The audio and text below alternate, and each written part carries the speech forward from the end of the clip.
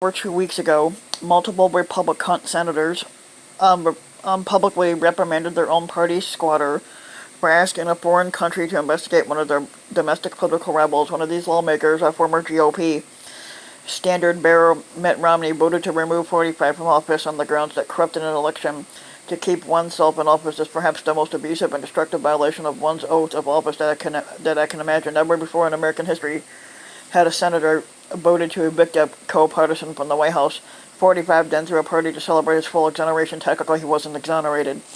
The Atlantic's Adam Serwer definitely summarizes the White House's ensuing actions after calling the accusation that 45 collaborated with foreign powers in an effort to swing American elections a hoax, which it wasn't.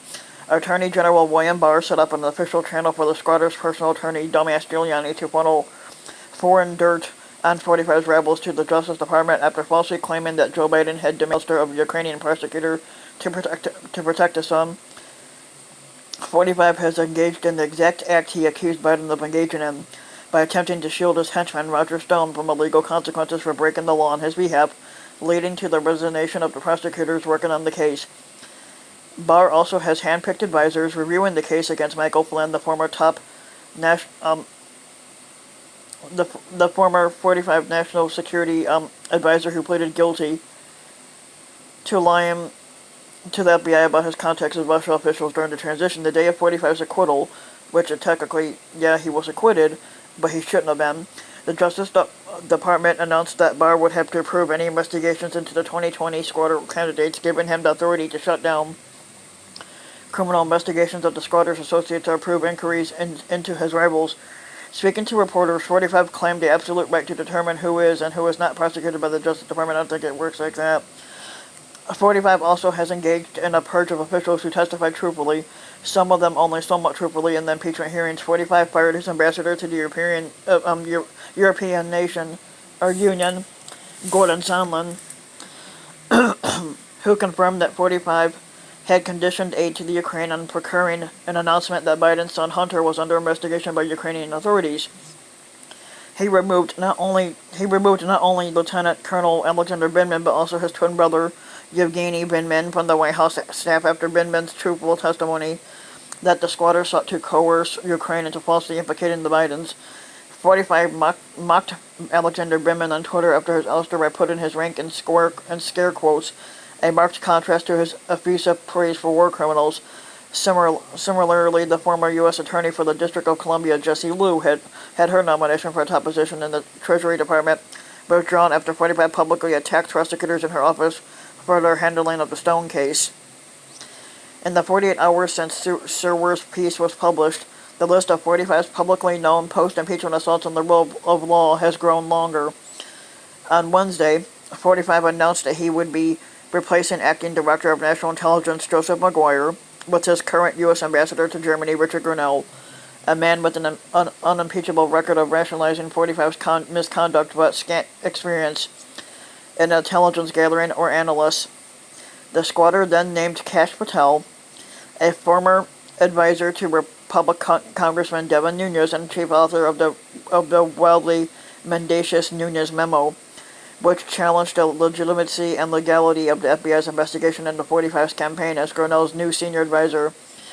The appointment of underqualified administration toadies to such powerful offices would be alarming in and of itself, but on Friday, the Washington Post revealed that Grenell's ascension was even more ominous than it first appeared. A senior U.S. intelligence official told lawmakers last week that Russia wants to see 45 re-elected, viewing his administration as more favorable to the Kremlin's interest, according to people who were briefed on the comments. After learning of the analyst, which was provided to House lawmakers in a classified hearing, 45 grew angry at his acting director of national intelligence, Joseph Maguire, in the Oval Office, seeing Maguire and his staff as disloyal for speaking to Congress about Russia's perceived preference. The intelligence officials, analysts, and 45's furious response ruined Maguire's chances of becoming the permanent intelligence chief, according to people familiar with the matter who, like others, spoke in the condition of anonymity to discuss sensitive matter. Maguire allowed a deputy to accurately brief Congress on Russia's views of the 2020 election. For this offense, he was fired and replaced with a 45 loyalist, and if the administration gets its way, every other civil servant who privileges their official duties over the squatter's personal interests will soon suffer the same fate. Hold on a second.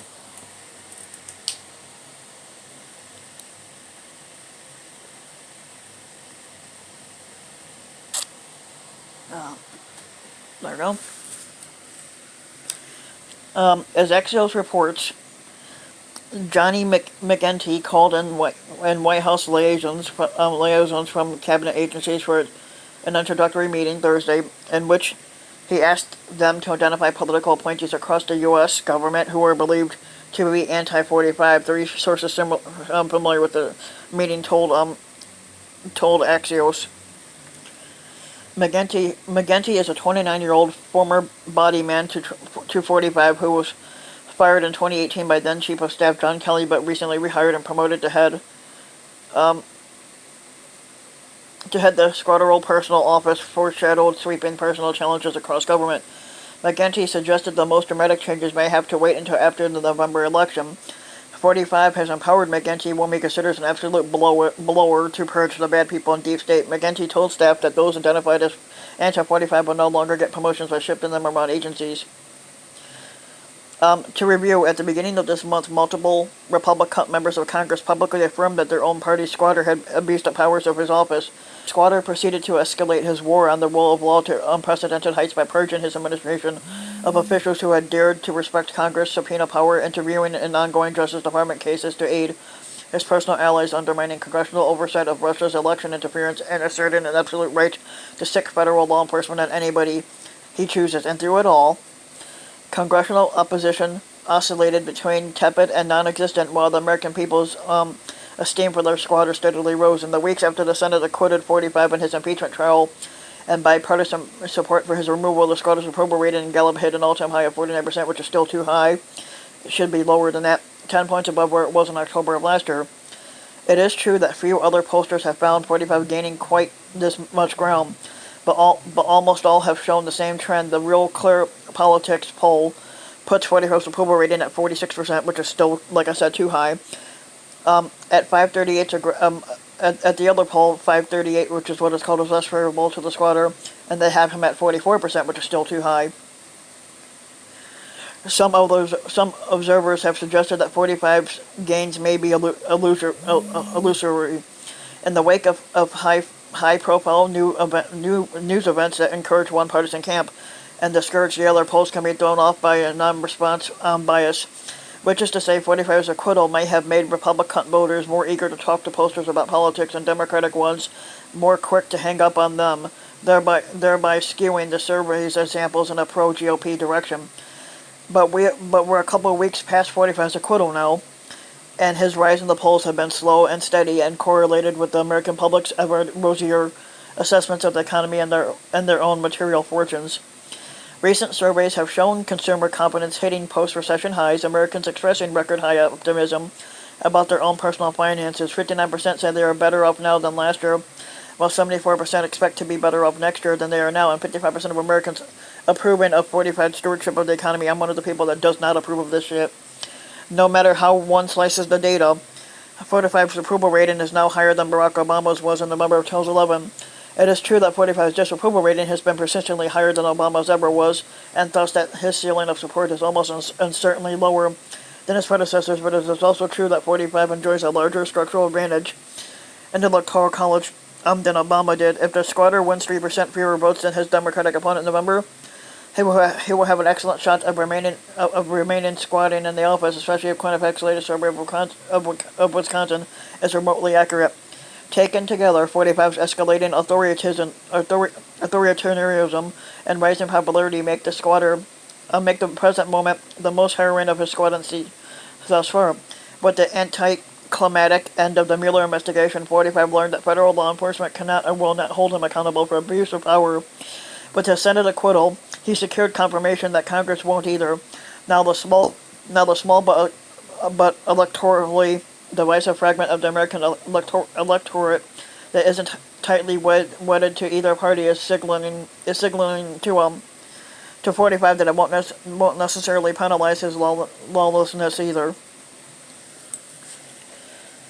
For much of the past 5 months, indisputable evidence of 45's illicit efforts to coerce a foreign power into aiding his re-election campaign have dominated the headlines. That 45 was willing to abuse the powers of his office to persecute his political rivals has been publicly affirmed by a wide variety of his own administration's officials and his own party's members of Congress, and yet his odds for re-election have steadily risen all the same. For America's largely socially atomized and civically disengaged swing voters, 45's authoritarian power grabs and the criticism they inspire register as little more than unusually heated partisan squabbles. Not entirely without reason, many have come to see cable news serial dramas as tales told by idiots full of sound and fury, signifying them that nothing terribly relevant to their own lives. They may have gathered that 45 is a bit of a crook, but then aren't all politicians. But technically 45 isn't a politician, he's a reality star. And anyhow, why would they care more about sketchy schemes in Ukraine than all of the help wanted signs out on Main Street, or 45's firing of Colonel Binman, more than the recent hiring of a friend or relative who had been suffering from long-term unemployment? Meanwhile, 45's post-impeachment polling bounce has cowed his congressional opposition into a more accommodative posture.